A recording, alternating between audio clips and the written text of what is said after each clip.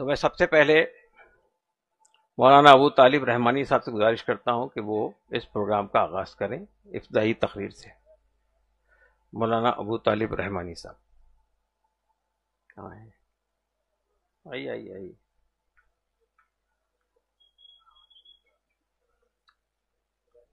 ہاں اور کیا، کوئی نہ کوئی تو بننا پڑے.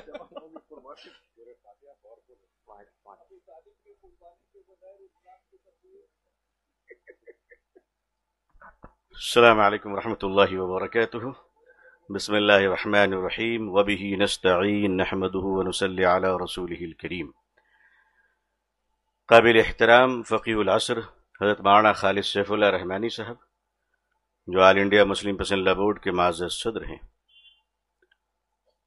معزز جنرل سیکریٹری حضرت مولانا شاہ فضل الرحیم مجددی صاحب، نائبین صدور، عمائدین ملک، مجلس عاملہ کے معزز اراکین، اور جیسا کہ بتایا گیا کہ آل انڈیا مسلم پسند لا بورڈ کے سلیکٹڈ انوائٹیز یہاں پہ موجود ہیں. جناب بیرسٹر اسد الدین اویسی صاحب بھی جلوہ افروز ہیں. انہوں نے مجھے سورہ فاتحہ پڑھنے کا حکم دیا ہے، لیکن میں اپنی روایت کے مطابق بات شروع کرتا ہوں. جنتر منتر پہ آج تک جتنے لوگ بھی آتے ہیں وہ سب دکھ اور درد کے ساتھ آتے ہیں. کوئی بھی یہاں پہ منگنی اور سگائی کرنے نہیں آتا ہے. اور اچھا ہے کہ نیم کے درخت کے نیچے ہمیں بٹھایا گیا ہے، تو ہم جو بات بھی کہیں گے وہ جسٹیفائی ہوگی کہ گلاب کے پودے کے نیچے بیٹھ کر ہم نے کانٹوں کے خلاف کچھ نہیں کہا ہے. عزیزان ملت، آل انڈیا مسلم پسند لا بورڈ اپنی ایک مضبوط روایت رکھتا ہے، اور وہ روایت یہ ہے کہ آندھی ہو یا طوفان، مگر وہ لا اینڈ آرڈر کو مینٹین کرتے ہوئے اپنی ریولیوشن اور تحریک کو آگے بڑھاتا ہے.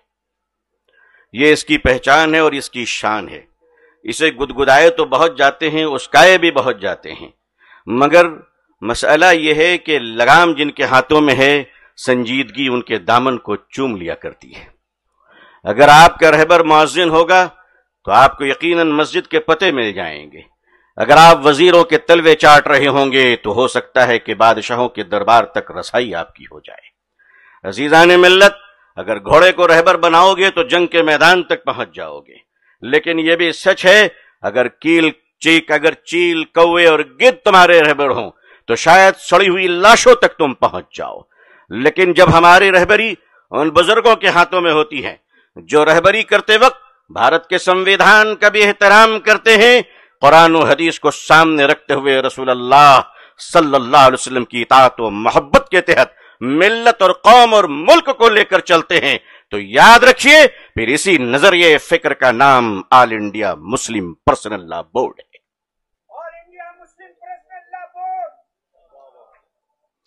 آج یہاں ہم لوگ جتنے ہیں یہ سب کے نام پہ نعرے لگتے ہیں، تو نعرے لگانے والی بھیڑ کو اس وقت دلی نے برداشت نہیں کیا.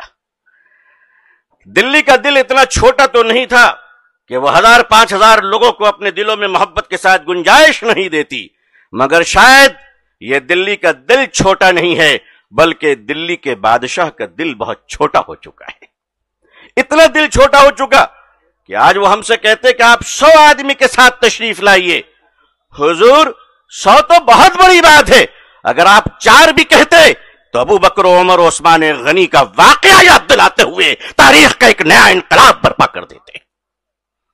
لیکن آپ نے 100 کی اجازت دی، ہم آپ کا شکریہ ادا کرتے ہیں، مگر شکریہ اس بات پر بھی ادا کرتے ہیں کہ آپ نے ہم سے ہمارا پاسپورٹ اور ویزا نہیں مانگا، کم سے کم ملک کا شہری تو تسلیم کیا آپ نے. آل انڈیا مسلم پسند لا بورڈ اس جنتر منتر پر دوبارہ دھرنا دینے کے لیے پہنچا ہے. رمضان کی بھوک اور پیاس میں آپ کو یاد ہوگا کہ اسی مقام پر دھوپ چلاتی دھوپ میں دوپہر کے وقت میں یہ جنتر منتر مکمل بھرا ہوا تھا جب ہم نے اعلان کیا تھا کہ پارلیمنٹ سے آپ اس بل کو پاس نہ کریں.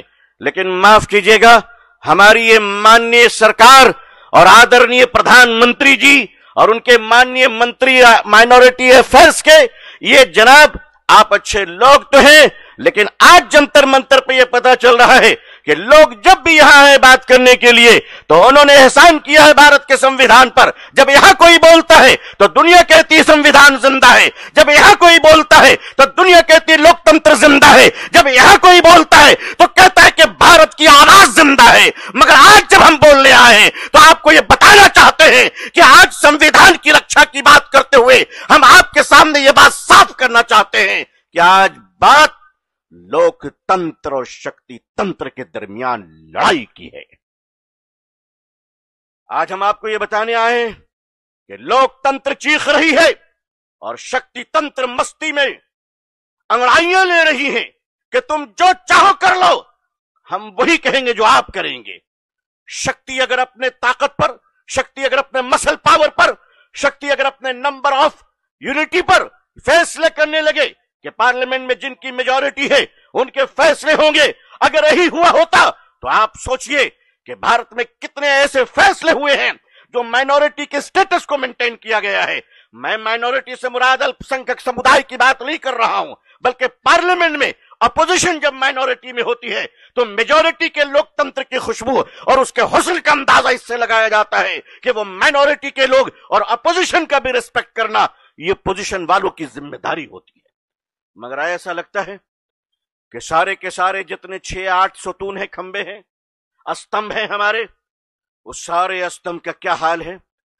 यहां पर हमारे मीडिया भाई बहन भी मौजूद हैं और जाहिर है कि ये एक बहुत बड़ी ताकत है अगर ये अपनी ताकतों का इस्तेमाल करें, लेकिन मुद्दे को पहुंचाएं कि अगर भारत का मुसलमान कहता है कि हमारे साथ नाइंसाफी हो रही है तो आप नाइंसाफी हो रही है, इंसाफ ये तय करना तो बात की बात है।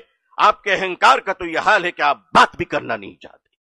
तो याद रखिए, अहंकार एक दिन टूट जाएगा, दिन का उजाला एक दिन छुप जाएगा, रात के अंधेरे अंगड़ाइयां लेगी, लेकिन ये देश बाकी रहेगा, लोग बाकी रहेंगे, ये मीडिया भी रहेगी और ये हम भी रहेंगे, देश का संविधान भी रहेगा। एक दिन लिखा जाएगा कि आपने कितनी नाइंसाफी की है। भारत के करोड़ों मुसलमानों ने आपसे क्या मांगा था? आपसे यही तो कहा कि हमारे वक्फ की जमीनें जो हमारे बुजुर्गों ने चैरिटी की है, ये किसी आश्रम की जमीन नहीं है, ये किसी दूसरे संस्था की जमीन नहीं है, ये चौधरी और जमींदारों की जमीन नहीं है, ये हमारे बुजुर्गों ने खैरात की है, ये बिलीवर्स की चैरिटी है। लोगों ने रखा लोगों के भलाई के लिए, बेहतरी के लिए, आगे बढ़ने के लिए, लेकिन ऐसे मौकों पर आपने तमाम जमीनें इस तरह से लेने का प्लान किया। आप साफ साफ कह क्यों नहीं देते कि आप सरकार नहीं चला रहे हैं, आप रियल एस्टेट का कारोबार करना चाहते हैं? आप साफ साफ क्यों नहीं कहते? मगर आप कानून के आड़ लेकर अपनी मजबूती और ताकत की वजह से आप हमें शर्मिंदा करना चाहते हैं, आप हमें डराना चाहते हैं, आप हमें धमकाना चाहते हैं, आप हमें हाशिए पे पहुंचाना चाहते हैं। तो याद रख लीजिए, आप जहां चाहे पहुंचाने का इरादा कर लें, लेकिन हम भी अपनी बात आपको साफ कर देना चाहते हैं कि जो जी चाहे आपका कर लीजिए, मगर हम देश और संविधान को कभी शर्मिंदा होने नहीं देंगे। और उसकी दलील यह है कि आपने जितने लोग कहा, ऑल इंडिया मुस्लिम पसंदीदा बोर्ड की एक आवाज पर पूरे देश से कई लाख लोग दिल्ली आ सकते थे, मगर हमारे बुजुर्गों ने हमसे कहा कि 100 आदमी से ऊपर नहीं आने चाहिए। हमने कहा हम लॉ एंड ऑर्डर का रेस्पेक्ट करेंगे, जो परमिशन दी गई उसको मानेंगे, जितना वक्त कहा गया उसको मेंटेन करेंगे, हमारी तरफ से एक तिनका भी खराब नहीं किया जाएगा। मगर आप जो चाहें कर लें, इतिहास लिखा जाएगा, तारीख लिखी जाएगी और उसमें बताया जाएगा कि आपने क्या किया है। हम जमीन वापस ले सकें या ना ले सकें, लेकिन अपनी जिंदगी का सबूत हर हाल में देंगे इंशाअल्लाह। और पॉलिटिकल प्लेटफॉर्म से भी सबूत दिए